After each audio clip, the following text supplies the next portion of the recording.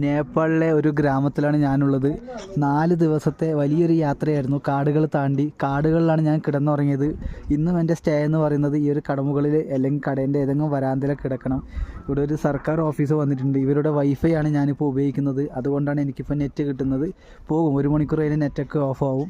ഇനി ഇവിടുന്ന് മുകളിലോട്ട് പോയാൽ ടിങ്കർ സടക്കാണ്. നേപ്പാൾ ചൈന ബോർഡറാണ്. ഗ്രാമത്തിലെ ആൾക്കാർ പറഞ്ഞു ഇതുവഴി പോകരുത്, 4 ദിവസം കാട്ടിലൂടെ പോകണം, മനുഷ്യരാരും ഉണ്ടാകില്ല, ദൂരെ മഞ്ഞുമലകൾ കാണാൻ കഴിയും. ഇവരെങ്ങനെയാണ് ആ ഒരു ഭാഗത്തേക്ക് പോകുന്നത് ചോദിച്ചാൽ തൊട്ട് താഴെ ഇന്ത്യയാണ്. ഈ കാണുന്നുണ്ടോ, ഇന്ത്യയിലെ ഉത്തരാഖണ്ഡാണ്, പിട്ടോഗഡ് ഡിസ്ട്രിക്റ്റിൽ വരുന്ന ഗ്രാമങ്ങളാണ്. ഇതുവഴി താഴെ ഒരു പാലമുണ്ട്, അതുവഴി റോഡ് അവൈലബിൾ ആണ്. റോഡ് വഴി വണ്ടിയിൽ പോകാനാണ് പറഞ്ഞത്. നടന്നു പോയ അപകടമാണ്. കരടി പുലി ഒക്കെ ഉണ്ടെന്നാണ് ഗ്രാമവാസികൾ പറയുന്നത്.